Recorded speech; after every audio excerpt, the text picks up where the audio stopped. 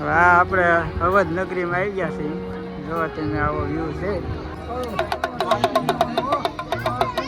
શું કેવું?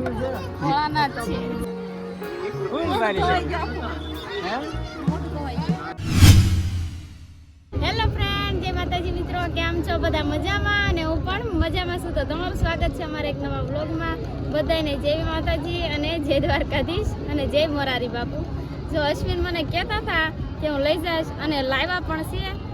તો આજ બધું તમને બતાવી કેવું છે એમ. હું એકલી ના થઈ હો, પાછી મારી યારે અશ્વિન છે, આયુષ, વિયાન, પછી અમારા રાધાબેન, પછી મારા બેન અને હજી આવે છે થોરાળી વાળા. કેટલા બધા છે અને ગામના છે, પણ અમે ખાલી એટલા મેમ્બરમાં અમે એટલા છે. ખોટો હાથી કાલ હાથી તો આજ ખોટો હાથી છે. અમે રાધાબેન દીવે છે. જો એક કેમ બનાવ્યો જો મને મસ્ત સુવિધા પણ બહુ મસ્ત છે. હજી તો અમે આવ્યા છીએ એટલે કઈ તમને બતાવશે નહીં, પણ અશ્વિન રહે તો બતાવશે. એને મારે તો સપ્તાહ સાંભળવાની છે. ચાલો હવે અંદર જઈ ગેટ મેલે લે આ ભવાના જો હે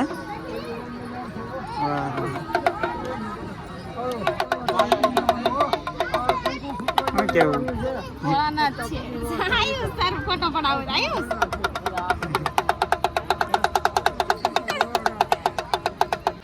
કેવા મસ્ત ભોળાના હતા. સરસ દર્શન થાય કે નહીં? આપણે અવધ નગરીમાં આવી ગયા છીએ.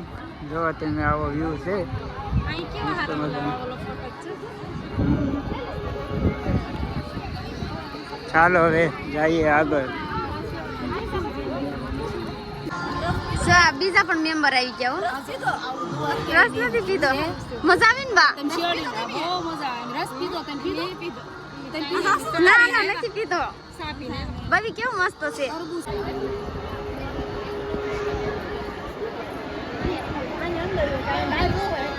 સપ્તાહ થોડી વાર સાંભળીને હવે છે ને આટા મારવા નીકળી ગયા છે. ના ફરફરિયું લીધું છે પવન ખાવા માટે. મારા હાઈને બહુ ગરમી થતી હતી. મને કે પંખો લઈ ગયો ને તમે પંખો લઈ દીધો.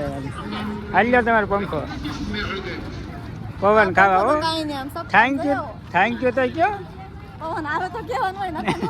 પવન આવે છે ગેરંટી છે એની. 30 રૂપિયા આપ્યા. એ કેટલાનો લીધો? 20 રૂપિયાનો. એટલે હાસ્યું નહોતું કહેવાનું. એટલે અહીંયા રસની સુવિધા મફતમાં રસ આપે. હાલો જવું છે ને?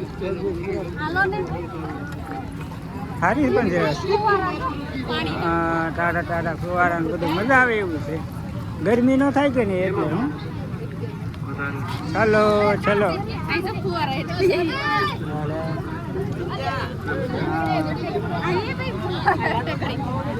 ફુવારા હેઠે આવો.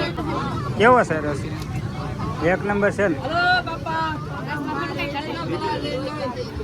બારીશ આવી બારીશ.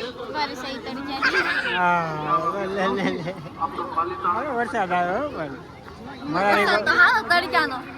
મારા બાપુ ફુવારો બધામાં જો ઓલી નહીં કેરા છે.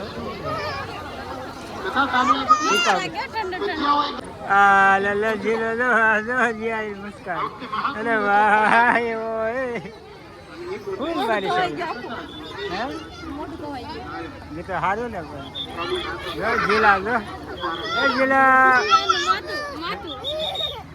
સપ્તાહ પૂરી કરીને ગાય આપણે છે ને ઘેરે વ્યાવ્યા. ઘેરે છે ને બહુ તડક્યો લાગતો છે અહીંયા સપ્તાહમાં. અને મોરારી બાપુને સપ્તાહ હોય એટલે પબ્લિક તો કેટલું હોય તમને બધાને ખબર છે. પણ એન્જોય બહુ કરીને બહુ સપ્તાહ મજા આવી. મારા હાયની બધા ગયા હતા, તમે વિડીયોમાં જોયું. મારા હાયની તો છે ને આપણે પછી રમકડાને એવું બધું લેવા ગયા આઈસ માટે. ઘણી મજા કરી. અને અત્યારે અમારા જીયાનને છે ને થોડીક મજા બગડી ગઈ એટલે મેં વ્યાવ્યા ઘેરે. અત્યારમાં જો રહેતોય નથી. કા દાંત કઢાવવા પડે. બાંડીઓ બળક કરીને જાય. બાંડીઓ બળક તાવ આવી જશે એમાં એવું દાંત આવે એવું છે ને. એટલે મજા નથી. કાંઈ વાંધો નહીં, થઈ જાય રેડી બધી. દાંત આવે એટલે એવું થાય જ. હા મોરારી બાપુની દયાથી. મોરારી બાપુને સપ્તાહ એ નાનો છે ને ત્યાં સાંભળીને લઈ આવ્યો. હે હા આપણે તો કાંઈ રવડાવડા છે ને તો આપણા નસીબમાં મોરારી બાપુની સપ્તાહ પહેલી વાર લખેલી હતી. આ તો નાનો છે ને ત્યાં એના ભાઈમાં મોરારી બાપુની સત્તા આવી એટલે એ તો એનું નસીબ કહેવાય. લગભગ મારા અંદાજા છે ને આ મોરારી બાપુની 377મી સત્તા હતી. હવે 77મી યુપીમાં છે એમ કે બધા, અને છેલ્લી સત્તા છે ને બગદાણામાં કરવાના છે. આ વસ્તુ મેં જાણી છે. આ વસ્તુ હાચી છે ખોટી તમે બધા કમેન્ટ કરીને જરાક કહેજો. મોરારી બાપુ છેલ્લી સત્તા બગદાણામાં કરવાના છે કે નહીં? આ મને કહેતી છે. તું કહેતી છે ને? મને મોરારી બાપુ કીધું એટલે કહો. ક્યારે કીધું? ભાઈ બધા અડધા કોક આમ વાતું કરે, અડધા કોક આમ વાતું કરે એવું છે. પણ આ વાત કે સાંભળી કે નહીં મોરારી બાપુની? હા તે સાંભળી છે. જીયા સાંભળી છે.